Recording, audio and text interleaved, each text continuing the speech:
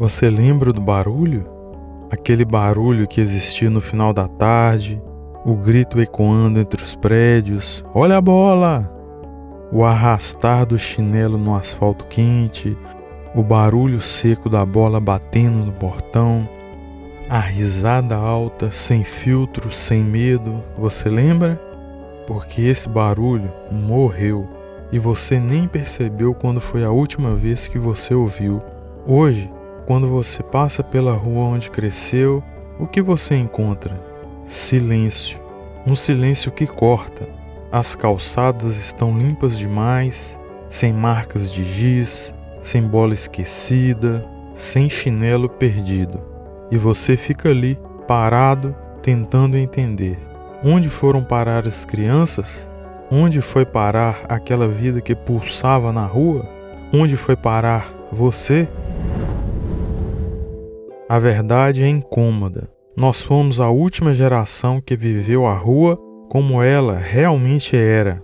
Não como cenário, não como passagem, mas como extensão da nossa casa, como território sagrado da nossa infância.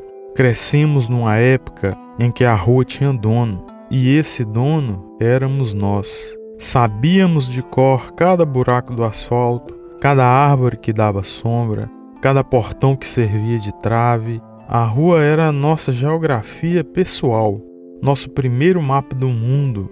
Mas o mundo mudou, e mudou tão devagar que não percebemos. Um dia simplesmente olhamos para trás e descobrimos que éramos os últimos a conhecer o gosto da terra na boca depois de uma queda, os últimos a saber que horas eram pela posição do sol, os últimos a inventar brincadeira com pedra e graveto. A voz que você ouve agora não é de um especialista, é de alguém comum, alguém que também sente demais, que também tenta entender o próprio silêncio e que também carrega dores que nunca soube explicar. A voz que você ouve agora é de uma mente como a sua, uma que também tenta entender o caos. E hoje, o caos tem nome. É o vazio que fica quando você percebe que testemunhou o fim de um mundo. Você se lembra da sensação de pisar descalço no asfalto quente? Daquele momento em que você saía de casa e seus pés já sabiam exatamente onde ir? A rua não era só um lugar, era um organismo vivo. Tinha horários, tinha regras próprias, tinha uma linguagem que só a gente entendia. Às 5 da tarde, a rua acordava. Era como se alguém ligasse um interruptor invisível. De repente, todas as portas se abriam ao mesmo tempo e começava o ritual. Primeiro vinham os menores, ainda com aquela cautela de quem está testando o território. Depois chegavam os maiores, os donos da bola, os que comandavam. E então acontecia a mágica. A rua se transformava. Cada pedaço dela ganhava uma função. O meio-fio virava arquibancada. O poste virava uma das traves. A lixeira do vizinho virava outra. E aquele buraco no asfalto que os adultos reclamavam virava um obstáculo no nosso campo. Nós não brincávamos na rua, nós habitávamos ela. A diferença é sutil, mas é tudo. Habitar significa conhecer cada centímetro. Significa que aquele espaço faz parte de você. Significa que você tem direito de estar ali. E nós tínhamos esse direito, sem questionar, sem pedir licença. Mas quando foi que começamos a pedir licença? Quando foi que a rua deixou de ser nossa? Existia um mapa na nossa cabeça que nenhum adulto conseguia ler. Era o mapa da liberdade. Nós sabíamos exatamente até onde podíamos ir sem que nossas mães se preocupassem. Sabíamos qual esquina era o limite, qual casa tinha cachorro bravo, onde morava a senhora que dava água quando a gente tinha sede. Esse mapa não estava escrito em lugar nenhum. Ele se formava dia após dia, aventura após aventura. Era um mapa vivo, que crescia junto com a gente. E o mais impressionante, todos os meninos e meninas da rua conheciam exatamente o mesmo mapa, sem conversar sobre isso, sem explicar. Era um conhecimento que passava de criança para criança como um segredo sussurrado. Olha, não vai na casa do seu João porque ele não gosta de barulho, hein?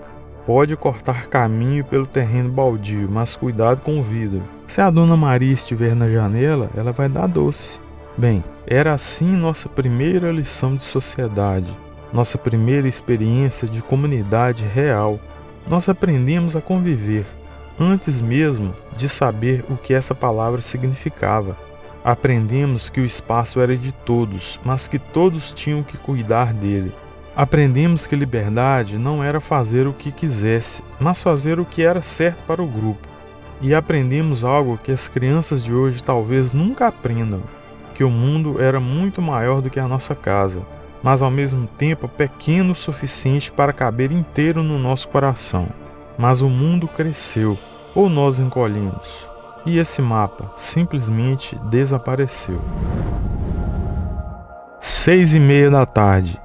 Este horário era gravado na nossa memória como se fosse uma cicatriz. Era quando as mães começavam a aparecer nas janelas, quando os pais voltavam do trabalho, quando a luz do dia começava a mudar de cor. E nós sabíamos, sem relógio, sem celular, sem ninguém avisar, nosso corpo sabia que o dia estava acabando, mas ninguém queria ir embora. Mais 5 minutos, só mais um gol. Por favor, deixa eu ficar até escurecer. Essa negociação diária era sagrada. Era nosso primeiro confronto com o tempo, nossa primeira percepção de que as coisas boas sempre têm fim. E então acontecia o ritual. Um por um começávamos a ser chamados. Sempre o menor primeiro, depois o que tinha a mãe mais rígida. E a cada criança que ia embora levava um pedaço da brincadeira junto. O jogo ia perdendo força, a energia ia diminuindo, até sobrar só 2, 3, tentando manter viva uma festa que já estava no fim. O último a ir sempre era o dono da bola. Ele tinha esse poder e essa responsabilidade. Quando ele pegava a bola debaixo do braço e caminhava em direção à casa, era oficial, o dia havia terminado. Mas até os últimos segundos, até a porta de casa se fechar, nós olhávamos para trás, como se quiséssemos guardar aquela imagem para sempre, como se soubéssemos que um dia ela não estaria mais lá, e não estava. O ritual morreu, e com ele morreu também nossa primeira relação com o tempo, nosso primeiro entendimento de que as coisas preciosas são sempre frágeis.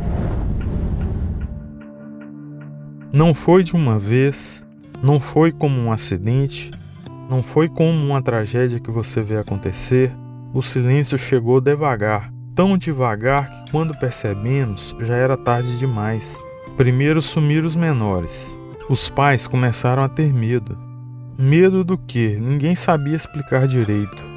Mas o medo estava lá, crescendo e tomando conta. É perigoso brincar na rua, hein? Tem muito carro passando. É melhor ficar em casa, hein? As desculpas eram sempre racionais, sempre faziam sentido. E nós, que éramos crianças, não tínhamos argumentos contra a lógica dos adultos. Então começaram a aparecer as alternativas: o videogame, a TV a cabo, o computador e depois o celular. Cada nova tecnologia era uma promessa. Você vai se divertir mais, vai ser mais seguro, vai ser mais fácil. E talvez fosse mesmo, mas ninguém disse qual seria o preço. Ninguém explicou que junto com a segurança, nós perderíamos a aventura, que junto com a facilidade, nós perderíamos a conquista, que junto com o entretenimento infinito, nós perderíamos a capacidade de criar nosso próprio entretenimento. E o mais triste, ninguém nos disse que perderíamos uns aos outros. Porque brincar na rua não era só brincar, era estar junto, era dividir o mesmo ar, o mesmo sol, a mesma terra debaixo dos pés, era construir memórias que cheiram, que têm textura, que deixam marca no corpo. Hoje as crianças estão conectadas o tempo todo, mas estão juntas? Hoje elas têm acesso a mundos infinitos, mas conhecem o próprio quarteirão? Hoje, elas têm entretenimento 24 horas por dia, Mas sabem o que é ficar entediado até a criatividade brotar? O silêncio chegou e trouxe consigo uma solidão que a gente ainda não aprendeu a nomear. Nós perdemos mais do que brincadeiras, perdemos uma escola. A rua era a nossa primeira universidade. Lá nós aprendemos coisas que nenhum livro ensina. Quando alguém queria ser o goleiro, mas já tinha 3 querendo ser goleiro. Quando todo mundo queria ser a mesma posição. Quando alguém fazia o gol e o outro dizia que não valia. Nós aprendemos democracia antes de saber que essa palavra existia. Aprendemos que às vezes você ganha, às vezes você perde e às vezes você empata no escuro e ninguém nunca vai saber quem ganhou de verdade. E que está tudo bem, que o importante não era ganhar, era jogar junto. Aprendemos a lidar com a justiça quando o juiz, que era sempre o dono da bola, inventava uma regra nova no meio do jogo. Quando alguém fazia corpo mole na hora do pega-pega, quando chovia bem na hora que a brincadeira estava ficando boa. Aprendemos que o mundo não é justo, mas também aprendemos que isso não é desculpa para parar de brincar. E aprendemos algo ainda mais profundo. Aprendemos a nos entender sem palavras. Um olhar que dizia, agora é a sua vez. Um gesto que significava, vamos por ali. Um sorriso que queria dizer, você é meu amigo.